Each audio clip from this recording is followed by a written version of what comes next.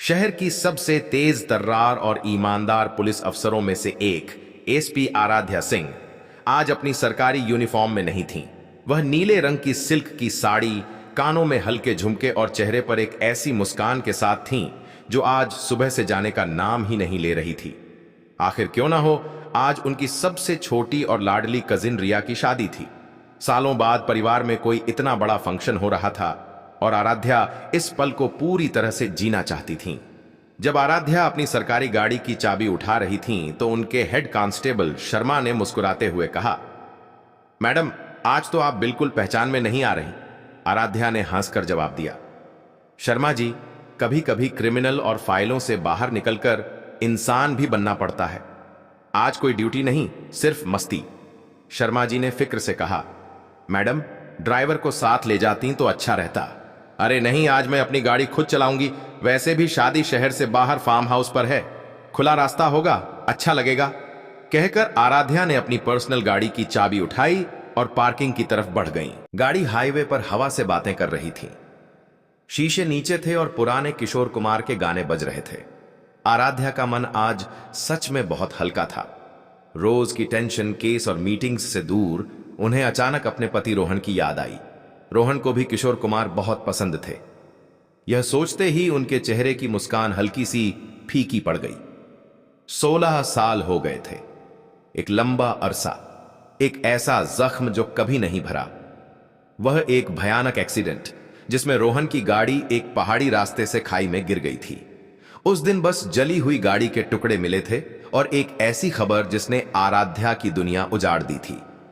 तब वह सिर्फ एक इंस्पेक्टर थीं। रोहन की मौत ने उन्हें तोड़ दिया था, पर उसी दर्द ने उन्हें पत्थर भी बना दिया। उन्होंने खुद को काम में इतना डुबो दिया कि आज वह शहर की एसपी थीं। उनके पास सब कुछ था, पावर, इज्जत, एक बड़ा सा घर। बस रोहन नहीं था। तुम होते तो कितना खुश होते रोहन, उन्होंने धीरे से हवा में कहा, जैसे रोहन उनकी बगल वाली सीट पर ही बैठा हो। देखते तुम्हारी आराध्या आज कितनी बड़ी अफसर बन गई है। इन्हीं ख्यालों में खोई उन्हें ध्यान ही नहीं रहा कि वह शादी के वेन्यू से बस आधे घंटे की दूरी पर थीं और थोड़ा और लेट हो चुकी थीं। उन्होंने एक्सीलरेटर पर पांव दबाया। गाड़ी की स्पीड बढ़ी। तभी अचानक उन्हें गाड़ी के पिछले हिस्से से एक अजीब सी आवाज सुनाई दी, फट फट फट। इससे पहले कि वह कुछ समझ पाती, गाड़ी का संतुलन बिगड़ने लगा। उन्होंने बड़ी मुश्किल से स्टीयरिंग पर काबू पाया। सत्यानाश, आज ही यह सब होना था। उन्होंने गुस्से में स्टीयरिंग व्हील पर हाथ मारा। नीचे उतरकर देखा तो पीछे का टायर बिल्कुल छपटा हो चुका था, पंचर। और किस्मत तो देखो, दूर दूर तक कोई मदद नजर नहीं आ रही थी। ना कोई दुकान, ना कोई घर, सिर्फ सूनी सड़क और दोनों तरफ खेत। मोबाइल निकाला तो नेटवर्क भी गायब था। वाह, बहुत बढ़िया। वह खुद पर ही कटाक्ष कर रही थीं। एसपी साहिबा बीच सड़क पर फंस चुकी हैं, इससे अच्छी किस्मत और क्या होगी। साड़ी का पल्लू कमर में खोसकर वह गाड़ी की डिग्गी खोलने लगीं कि शायद स्टेपनी बदल लें, पर उन्हें यह सब काम कहां आता था। रोहन होता तो 5 मिनट में कर देता। फिर रोहन का ख्याल आने पर उन्होंने अपने ख्यालों को झिझका। अभी समस्या पर ध्यान देना था। उन्होंने चारों तरफ नजर घुमाई। सड़क पर 1-2 गाड़ियां गुजरी, लेकिन किसी ने रुकने की जहमत नहीं उठाई। शायद एक सजी धजी औरत को अकेली देखकर उन्हें लगा कि कोई ड्रामा होगा। आधा घंटा बीत गया। पसीने से उनका मेकअप हल्का पड़ने लगा था। गुस्सा और लाचारी दोनों उन पर हावी हो रहे थे। तभी उन्हें दूर, जहां सड़क हल्की सी मुड़ रही थी, एक छोटा सा बोर्ड नजर आया। धूल और मौसम की मार से उसका रंग उड़ चुका था, पर फिर भी पढ़ा जा सकता था, पंचर की दुकान। उनकी आंखों में एक चमक आ गई। शुक्र है भगवान, उन्होंने मन ही मन कहा और बिना सोचे समझे उस दिशा में तेज कदमों से चलने लगीं। दुकान क्या थी? एक टीन की छत के नीचे एक छोटा सा कमरा था। बाहर कुछ पुराने घिसे हुए टायर पड़े थे और हवा भरने वाली मशीन शांत खड़ी थी। एक बूढ़े चाचा लकड़ी की टूटी फूटी कुर्सी पर बैठे ऊँघ रहे थे। चाचा जी, आराध्या ने थोड़ा तेज आवाज में कहा। चाचा हड़बड़ाकर उठे। एक सजी धजी रबीली औरत को अपने सामने देखकर वह थोड़ा घबरा गए। जी बिटिया, आराध्या ने एक सांस में कहा। मेरी गाड़ी का टायर पंचर हो गया है, यहां से थोड़ी दूर पर खड़ी है, आप ठीक कर देंगे? मुझे बहुत जल्दी है, शादी में जाना है। चाचा ने अपनी झुर्रियों वाली आंखों से उसे देखा। बिटिया, मैं तो अब यह सब काम नहीं करता, कमर में दर्द रहता है। मेरा कारीगर है, बस 5 मिनट में आता होगा। आप बैठो। आराध्या के पास इंतजार के अलावा कोई चारा नहीं था। वह वहीं एक दूसरी प्लास्टिक की कुर्सी पर बैठ गई। हर गुजरती गाड़ी के साथ उनकी बेचैनी बढ़ रही थी। 5 मिनट, 10 मिनट, 15 मिनट। उन्होंने झुंझलाहट में कहा, चाचा, कहां रह गया आपका कारीगर? मुझे बहुत देर हो रही है। चाचा ने वही रटा रटाया जवाब दिया, आता होगा बिटिया, आता ही होगा। तभी एक पुरानी खटारा साइकिल दुकान के सामने आकर रुकी। उस पर एक आदमी सवार था, दुबला पतला, मैले कुचले कपड़े पहने हुए। उसके चेहरे पर एक गंदा सा मास्क लगा था और सर पर एक गमछा भी लिपटा था। आ गया मेरा कारीगर। चाचा ने राहत की सांस ली। जा रे, मैडम की गाड़ी देख, पंचर है। वह आदमी बिना कुछ बोले अपने औजारों का थैला उठाकर आराध्या की तरफ देखने लगा। उसकी आंखें, उन आंखों में एक अजीब सी थकान और गहरी उदासी थी। पर आराध्या को उस वक्त कुछ और सोचने का मौका नहीं मिला। वह जल्दी से उठी। चलो भाई, जल्दी करो, कहकर वह आगे आगे चलने लगी और वह आदमी चुपचाप साइकिल घसीटता हुआ उनके पीछे पीछे। गाड़ी के पास पहुंचकर उसने बिना एक शब्द कहे अपना काम शुरू कर दिया। उसके काम करने का तरीका बहुत अलग था, जैसे सालों से यही करता आ रहा हो। जैक लगाना, नट खोलना, टायर बाहर निकालना, सब कुछ एक मशीन की तरह। आराध्या वहीं खड़ी उसे देख रही थीं और देखते देखते उन्हें फिर वही अजीब सा एहसास होने लगा। उस आदमी के लंबे और पतले हाथ, उसका नट खोलने का तरीका, सब कुछ इतना जाना पहचाना क्यों लग रहा था। आराध्या ने अपनी पुलिस वाली आदत से मजबूर होकर पूछा, यह मास्क क्यों लगा रखा है तुमने? उस आदमी ने एक पल के लिए काम रोका, पर उनकी तरफ देखा नहीं। बस नीचे टायर को देखते हुए धीमी दबी हुई आवाज में बोला, सर्दी है मैडम और धूल मिट्टी से एलर्जी भी है। उसकी भारी और थकी हुई आवाज में भी कुछ ऐसा था जो आराध्या के दिल के किसी पुराने तार को छेड़ गया। उसका शक अब गहराने लगा था। यह सिर्फ एक एहसास नहीं था, कुछ और था। एक पुलिस अफसर का दिमाग छोटी छोटी बातों को भी पकड़ लेता है। उन्होंने देखा, काम करते हुए उस आदमी ने अपने पसीने वाले हाथ को अपनी पैंट के पिछले हिस्से पर एक खास अंदाज में पोंछा, ठीक वैसे ही जैसे रोहन पोंछा करता था। आराध्या का दिल जोर से धड़का। एक सर्द लहर उनकी रीढ़ की हड्डी में दौड़ गई। नहीं, यह नहीं हो सकता, यह मेरा वहम है, उन्होंने खुद को समझाया। मैं पागल हो रही हूं, वह जा चुका है। पर उनका दिल मानने को तैयार नहीं था। उनकी नजरें अब उस आदमी की हर हरकत पर गड़ी थीं। वह पंचर चेक करने के लिए टायर को पानी की टंकी में डाल रहा था। उसकी गर्दन का पिछला हिस्सा खुला हुआ था और वहां कान के ठीक नीचे एक छोटा सा तिल था। बस आराध्या के लिए यह काफी था। यह वही तिल था जिसे वह अक्सर छेड़ती थीं। उनकी दुनिया घूम गई। उनके कानों में साएं साएं की आवाज होने लगी। उन्होंने कांपती हुई आवाज में कहा, जरा अपना मास्क उतारो। उस आदमी के हाथ वहीं रुक गए। वह पत्थर बन गया। उसने कोई जवाब नहीं दिया। आराध्या थोड़ा आगे बढ़ी। इस बार उनकी आवाज में एक एसपी का रोब था, एक पत्नी का हक था और एक टूटे हुए दिल की बेचैनी थी। मैंने कहा, अपना मास्क उतारो। वह आदमी कांपा। उसने धीरे से ना में सर हिलाया। आराध्या का सब्र अब जवाब दे गया। वह गुस्से, दर्द और अविश्वसनीयता के एक अजीब से तूफान में घिरी थीं। वह लगभग चीखीं, तुम मास्क उतार रहे हो या नहीं? मैं पुलिस अफसर हूं। उनकी चीख सुनकर वह आदमी बुरी तरह डर गया। उसके पास अब कोई चारा नहीं था। उसके कांपते हुए हाथ धीरे धीरे अपने चेहरे की तरफ बढ़े। उसने गमछा हटाया और फिर धीरे धीरे मास्क की डोरी को अपने कानों से निकाला।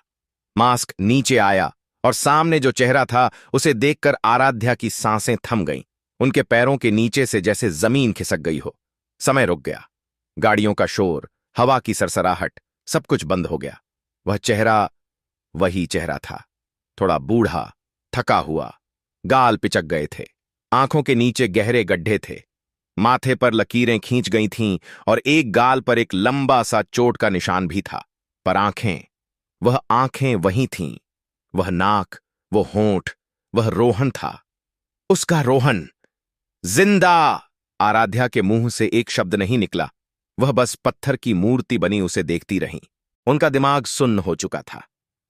16 साल पहले जिस इंसान का अंतिम संस्कार उन्होंने अपने हाथों से किया था, वह आज उनके सामने एक पंचर बनाने वाले मजदूर के रूप में खड़ा था।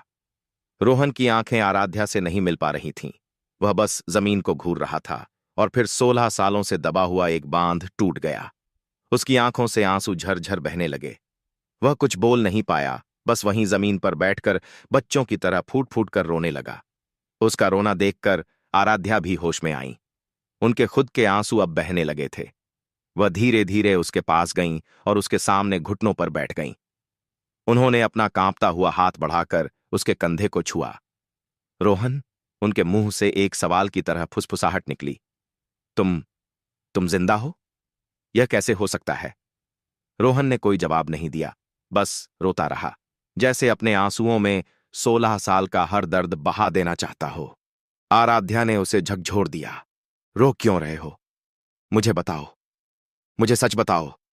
तुम जिंदा कैसे हो? और तुम इतने सालों तक मुझसे दूर क्यों थे? तुम्हें पता है मैंने यह 16 साल कैसे गुजारे हैं? तुम्हें पता है मैं हर पल, हर सांस में मरी हूं? आराध्या के हर सवाल एक तीर की तरह थे, जो रोहन के दिल में धंस रहे थे। लेकिन वह चुप था। उसकी चुप्पी आराध्या को पागल कर रही थी। तुम्हें मेरी कसम रोहन, तुम्हें आज सच बताना होगा। क्यों किया तुमने यह सब? आराध्या ने जब अपनी कसम दी तो रोहन का रोना थोड़ा थमा। उसने अपनी लाल सूजी हुई आंखों से पहली बार आराध्या की तरफ देखा। उन आंखों में इतना दर्द, इतनी लाचारी और इतना डर था कि आराध्या का दिल कांप गया। उसने टूटी हुई, कांपती हुई आवाज में कहना शुरू किया, और उसने जो सच्चाई बताई वह किसी भयानक सपने से भी ज्यादा डरावनी थी। उसने हिचकियों के बीच कहा, मुझे माफ कर दो आराध्या, मैं तुम्हें छोड़ना नहीं चाहता था। मुझे मजबूर किया गया था। उसने बताना शुरू किया, वो कोई एक्सीडेंट नहीं था आराध्या। वह एक सोची समझी साजिश थी। तुम्हें याद है, मेरे मरने से कुछ महीने पहले मैं नासिक में एक बड़े सरकारी हाईवे प्रोजेक्ट पर काम कर रहा था? आराध्या ने हां में सर हिलाया। मैं एक सिविल इंजीनियर था आराध्या। मेरा काम सिर्फ नक्शे और कंस्ट्रक्शन देखना था। लेकिन मुझे कुछ गड़बड़ लगी। जो मटेरियल इस्तेमाल हो रहा था वह बहुत घटिया था। सीमेंट, सरिया, सब कुछ। मैंने जब गहराई में छानबीन की तो मेरे होश उड़ गए। उस पूरे प्रोजेक्ट की आड़ में मुंबई का सबसे बड़ा गैंगस्टर पाटिल अपना काला पैसा सफेद कर रहा था और साथ ही करोड़ों का सरकारी माल भी खा रहा था। आराध्या का चेहरा सफेद पड़ गया। पाटिल, एक ऐसा नाम जिसे सुनकर बड़े बड़े पुलिस वालों के पसीने छूट जाते थे। वह उसे सालों से पकड़ने की कोशिश कर रही थीं, लेकिन वह हमेशा कानून के शिकंजे से बच निकलता था। रोहन ने आगे कहा, मैं ईमानदार था। मैंने सारे सबूत इकट्ठे कर लिए। मैं अगले ही दिन पुलिस को सब कुछ बताने वाला था, लेकिन शायद पाटिल के आदमी हर जगह थे। उस रात जब मैं साइड से लौट रहा था, तिरिया मुझे अगवा कर लिया गया। मुझे पाटिल के सामने ले जाया गया। वह हंसा। उसने मेरे सारे सबूत मेरे सामने जला दिए और कहा, इंजीनियर, तेरे पास दो रास्ते हैं। या तो तू कल सुबह अपनी बीवी के साथ एक भयानक कार एक्सीडेंट में मर जा, या फिर हमेशा के लिए दुनिया के लिए मर जा और अपनी बीवी को जिंदा छोड़ दे। आराध्या की आंखों से आंसू बह रहे थे। रोहन की आवाज कांप रही थी। पाटिल जानता था कि तुम एक पुलिस वाली हो। उसने कहा, तेरी बीवी बहुत ईमानदार है, बहुत तेज है। अगर तू जिंदा रहा तो वह चुप नहीं बैठेगी, वह मेरे पीछे पड़ जाएगी। लेकिन अगर तू मर गया तो वह टूट जाएगी। वह कुछ साल दुखी रहेगी, लेकिन जिंदा तो रहेगी। और अगर तूने जरा भी होशियारी दिखाने की कोशिश की तो मैं उसे ऐसी मौत मारूंगा कि उसकी रूह भी कांप जाएगी। मेरे पास कोई रास्ता नहीं था आराध्या। एक तरफ मेरी मौत थी और दूसरी तरफ तुम्हारी जिंदगी। मैंने तुम्हारी जिंदगी चुनी। अगले दिन उन्होंने सब कुछ प्लान किया। एक पुरानी गाड़ी में एक लावारिस लाश को मेरे कपड़े पहनाकर बिठाया गया, जिसका चेहरा पहचानना नामुमकिन था। और उस गाड़ी को उसी पहाड़ी से नीचे फेंक दिया गया जहां मैं अक्सर साइड पर जाते हुए रुकता था। मुझे दूर एक पहाड़ी पर खड़ा करके अपनी आंखों से अपनी मौत का तमाशा देखने के लिए मजबूर किया गया। मैं चीखना चाहता था, चिल्लाना चाहता था, लेकिन मेरे मुंह पर हाथ बंधे थे। मैंने तुम्हें देखा था आराध्या, जब तुम खबर सुनकर वहां पहुंची थी। तुम्हारा रोना, तुम्हारी हालत, मैं वहीं मर जाना चाहता था। तो दोस्तों, वीडियो पसंद आए हो तो वीडियो को लाइक और चैनल को सब्सक्राइब करें। बेल आइकन का बटन भी दबाइए। धन्यवाद।